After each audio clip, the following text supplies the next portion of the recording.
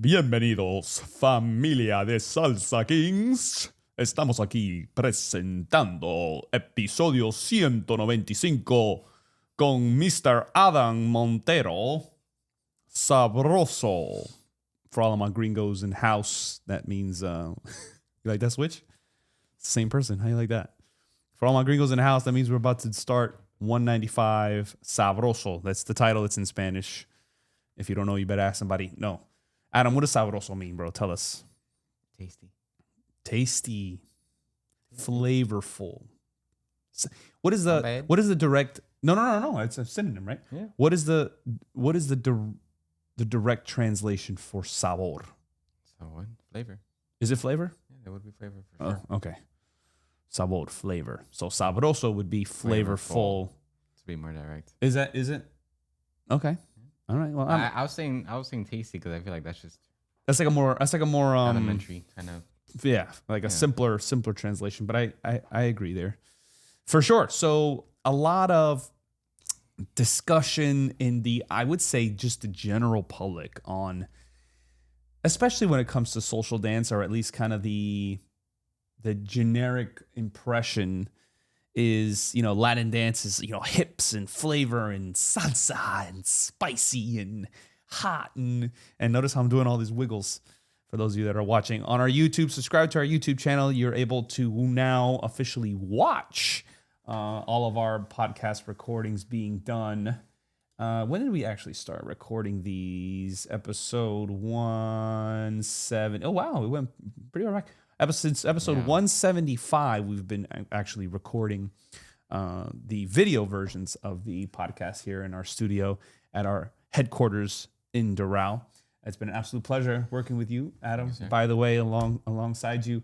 For those of you that don't know, hop into the app, the Salsa Kings app, go to testimonials, scroll down, and you'll find Adam with hair. I love you. That has been a solid. I love you. It's about to be a decade in one more year. I love it. It's amazing. I love the history that we have here. A lot of growth, obviously, including myself. Yeah, and the beard as well. And yes. So check out Adam there. He's got a testimonial on there. And when he was, 16. How old were you? You were 16? You were 16 then? That's awesome, man. That's phenomenal. We hope to see you guys, and I hope to see you, sir, on Miami Salsa Cruise 2026. I hope so, too. Yes, February 22nd to February 28th. That's the last week of February. We're going to be going on the Carnival Horizon, as I mentioned in previous episodes.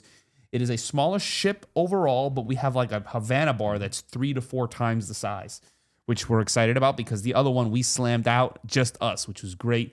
The live music is there every single night. Absolutely awesome. We always befriend the band. They're super friendly, super nice. We're going to Ocho Rios, Jamaica, Grand Cayman, and Cozumel, Mexico. 7 days, 6 nights. Come join the party. You can follow us on Instagram as well, Miami Salsa Cruise.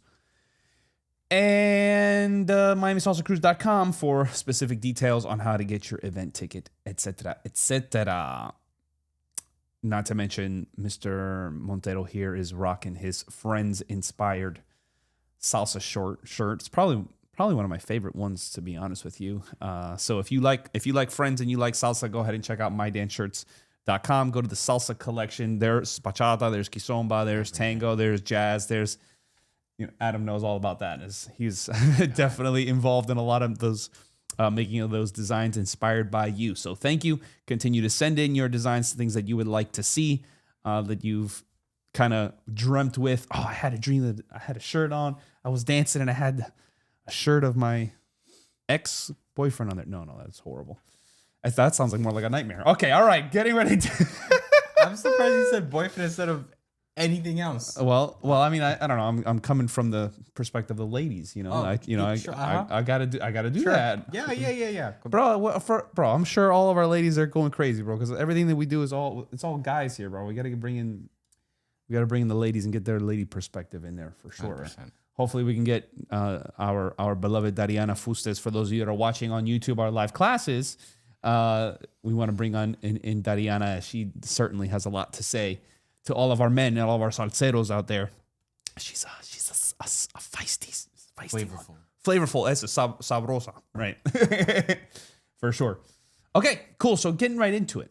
Adam, I love how this episode in general was conceived. Very good. I was going to say inspired, but conceived. Yes, that's a good one. As I realized that throughout the episodes in the past, I've kind of, I don't want to say beaten around the bush, but talked around this topic. But it's so crucial, and I find it to be such an awesome tool for new students, kind of, as I mentioned before, kind of putting their finger on how to put, flavor, into their dance, especially, a lot of dance classes, as you guys know, is very material based. Tell us a little bit about that, Adam. What that means, and I guess you could say introducing our tool of the kind of like the color palette, right? Yeah.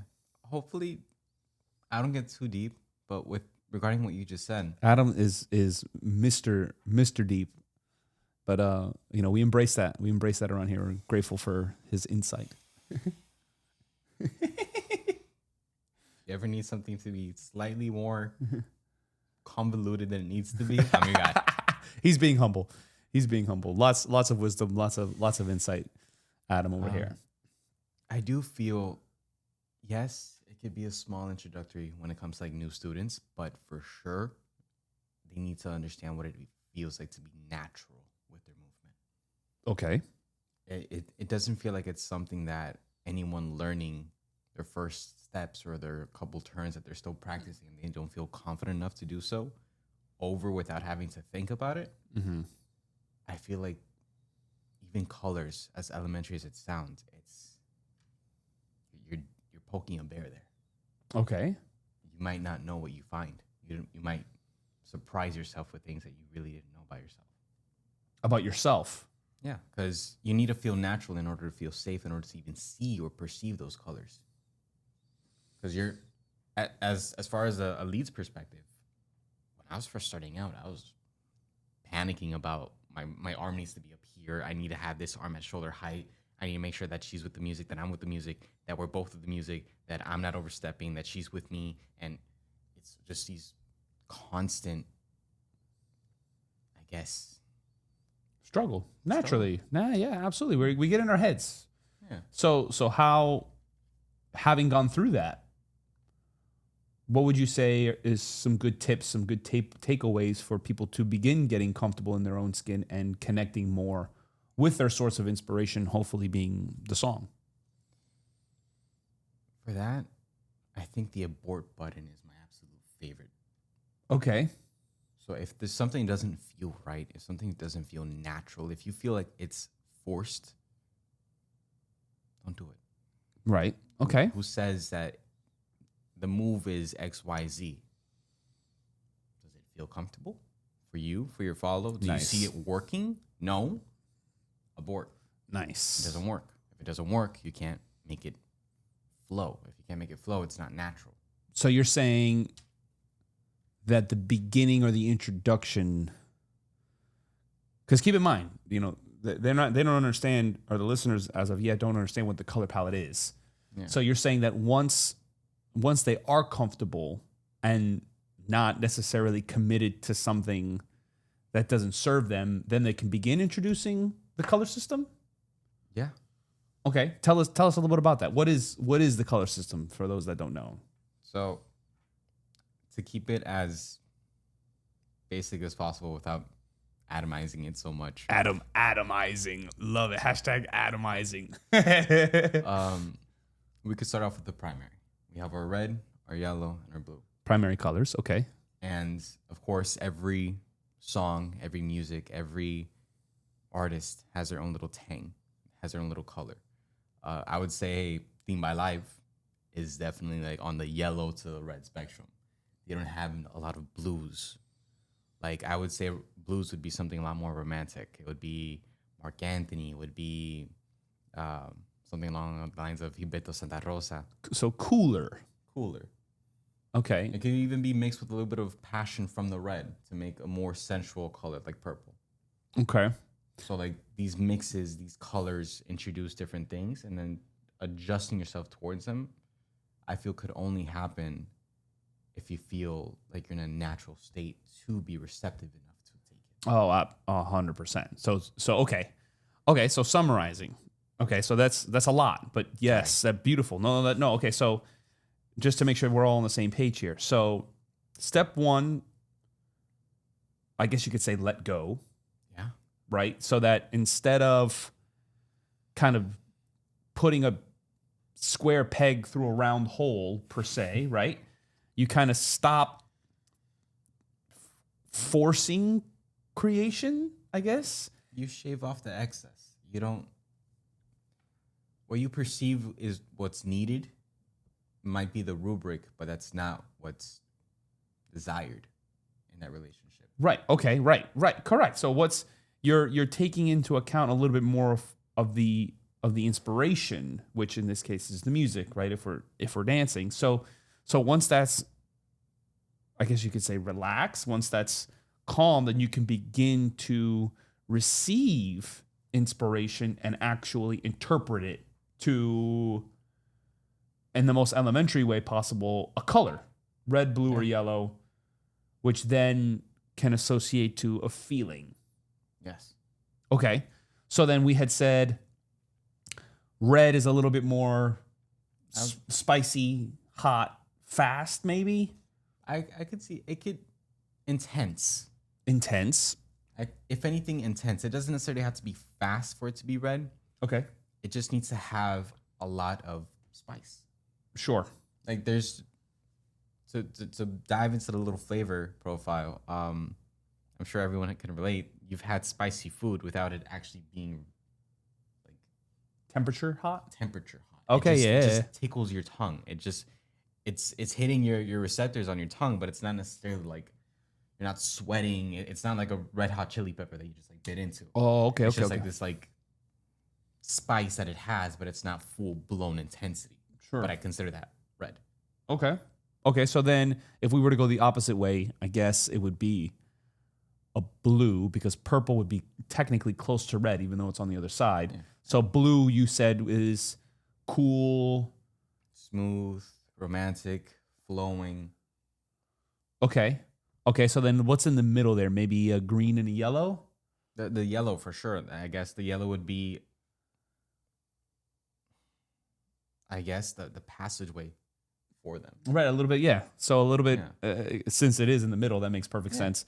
I would probably define yellows as like steady tempos, yet still fun. Abre que voy. Say it again. Abre que voy. Abre que voy. Sure. For those of you that know that song, yeah, that's a good one. I like that. It's not crazy intense, but it's definitely a lot of fun. And you know, and then I guess you would say that green is a little bit more on the cooler side. But I guess ultimately what we at Salsa Kings in general have just tried to communicate is that, of course, with your primary colors, red, blue, and yellow, there's an infinite amount of colors that exist in between. And every single one of those colors, I think we can all agree, a red doesn't feel like a blue. No. A red doesn't feel like a blue. Like, how do you describe that? It's difficult to put into words, but I think we can all agree that a red car looks very different than a blue car, even if it's the exact same car. It just feels different. So, and that is, again, of course, if we're getting out of our head, right? You can't feel with your head. So essentially, when we abort enough times and make that a habit, I like that you put that as step one, even before defining the colors. Really nice. Allows us to be in a space to kind of feel those vibrations coming from that car, or in this case, when we're dancing, that song, or dare I say it, that person. Yeah. Right? You can pick up, the first impressions last forever. You can pick up a lot about a person, or you can find out a lot about a person just by them walking into the room, right? What color do they look like? And then people say about, talk about their aura. Even the first 5 seconds that you're connecting with someone, at least like as a lead, you could tell. I'm not trying to call anyone out. You could tell when someone has like trust issues. You could tell when someone wants to be a little bit more dominant. You can tell how nonchalant they could be. Sure. It's very odd that their physical representation of their emotions is just reflected so quickly. Okay, but hold on, bro. See, you're saying crazy stuff so fast. Physical representation of their emotions. Those 3 words right there together. That's a lot. Because at the end of the day, that's what we're trying to do, but in an intentional way, right? Physically represent our emotions, of course, when we're talking about Latin dance in a positive way that accurately represents the song, right? But there's a lot of stuff, I guess you could say just being human and being in relationships that kind of ooze out of us, maybe by accident or by habit or by past programming, friends, family, etc. So, of course, to be mindful of all of that, not just on the dance floor, but in our relationships, in our personal lives, I think is difficult to do. Yeah. And the first steps of seeing those colors, to seeing those vibrant pictures that we're capable of making ourselves, is letting go. Bam. Atomized. What have I done? That's great. Okay, so for to I guess you could say tie this in to Sabroso, right? So colors is kind of a way to bring in the feeling into anything, I guess you can really say, right? I mean, since we're talking about dance, we're talking about the music, ourselves, our partner. But then how do we kind of evolve that into flavors? Just like the red has its intensity, just like the red has its spice to it.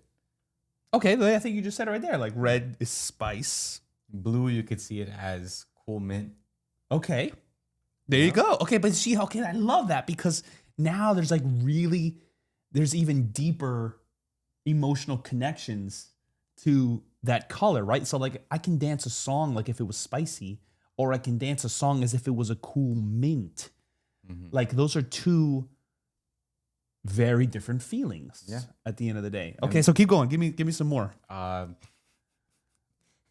This is your fault for brown being chocolate. Chocolate? Yes. Yeah. Okay. So we got what is that? We're talking about like a smooth and a sweet. I would say that's an odd interaction because silly fun fact. Dark even? Could be even not dark? Necessarily. Brown is just a variation of orange. Okay. Like there's no such thing as brown. Like you can't make it. It's just a darker shade of orange. Okay. So I guess I don't think I knew that. I'm gonna write that one down real quick. I might be wrong. No. That sounds right. And then yellow being lemon. And everyone could have their own color that they resonate more with. Okay. So now we're bringing the colors to the personalities. Yes. Okay. Because at the end of the day, what ties people together when it comes to dancing together, that relationship that they create within those first seconds that they're there together. The music dictates how well they can resonate each other, but they need to resonate with the music first. Then that's where they meet in the middle. Right. Because you could still have mint match with spice. That's not the first thing we'd ever think of. But we have cinnamon. Okay. Right. Have you ever tried the cinnamon gums? Like it's like you feel like the right. True. Like the coolness from the mints, but you also feel the spice from the red. That's true. But the only way that reaches together or comes together as one is because they need to resonate to the color of the music first. Right. The inspiration, what kind of brings them together. Wow, man, I really like that. There was I was with one of my private lesson clients. Shout out to Rebecca. I'm actually not sure if I've mentioned this concept already, but the idea of cooking. And oh my god. And it's basically like, okay, like if you were to say, like if you were to bring the mint and the spice and essentially I guess you could say the heat of the song, maybe, right? So then when you're talking about cooking, and I may actually dedicate an episode to this, it's almost like the merging of the two. So like the mint becomes a little bit more vulnerable for inspiration, and then the spice becomes a little bit more vulnerable for inspiration, so that the two can then begin to cross. And ultimately, create something new, which is what I guess you could say cooking is. Like it's the merging of flavors I mean, the heat is what kind of makes that possible. But I guess you could say the song kind of replaces that. That's what the heat is, the song. To then Yeah. To right. merge it. So To make a new chemical compound. right. So we're talking a little bit, we're atomizing things here, but but essentially we go back to the powerful parallels that exist essentially when you're talking about social dance and in relationships between people, when you're talking about inspiration, which is kind of how anything new kind of gets created. But in order to do that, a sense of identity kind of needs to be created first. And right? before the identity is being created, a sense of freedom or natural flow needs to come about. I would say almost like a disconnect from what was. Ooh, I'm gonna do one even better. That's quoted from Pablo. I'm gonna do you one better. He says, being in the present, like disconnecting from the past, almost like resetting. And that's where the abort kind of comes in. It's like, okay, I'm gonna abort like what I was just doing, and I'm gonna reset to the new situation, the circumstance right now, which very much could be, oops, I messed up this turn. Right? So then you hit the abort button and then allow yourself to kind of reset and go again. So, and I do believe you've spoken about this in at least briefly in most of your podcasts. Every turn, every move, every instant has its own color too. It needs to match with whatever the song is. So, of course, just like different moves resonate with different songs, I also do believe that different people resonate just as well or not as well. Oh, 100%. Absolutely. I mean, I think we all have favorites to things just in general, right? And I think that's where like the complexity of the relationships really gets fun. Because if things can constantly be evolving in the moment, even if it's only a course of between 3 to 5 minutes, like it's like you're having an entire conversation, entire relationship, a whole lifetime of emotions just kind of going through, depending on how dynamic, I guess you could say the song is, because sometimes it's just nice to stay consistent. Yeah. There's a lot of older songs, and they stick with their montuno, and it's just beautiful because then you can kind of almost even expect what comes up next, and you can get a little bit more confident and embrace that. And that comfort, that level of comfort of just like the repetitiveness can sometimes lead to more growth. Absolutely. So just like getting comfortable with your repertoire, with your tools that you have, can actually make you branch out and make it your own. 100%. So just like you could do that with the music, you could do that with the moves, you could do that with others. I guess ultimately, I think and you hit it right on the head, is allowing that flavor, allowing that color to be a catalyst in the dancing or the relationship, the moment, the present moment, whatever that is. And again, the music is often the placeholder, when it comes to social dance. The music is the catalyst. The music is going to define how my partner and I are going to interact. Ideally, of course, right? In the perfect world. But this is where we can begin to cook. This is where we can begin to, experiment with the different flavors that we can create. Yeah. I mean, and I'm not personally, at least not yet, a very good cook, but Mr. Montero, very much so, is got a lot of skills. Got a lot of skills in the kitchen. So essentially what I'm saying is that's all extremely, at least for me, really exciting because of, I guess you could say, the limitless possibilities that there are with cooking, with social dancing, with music, with expression, art as a whole.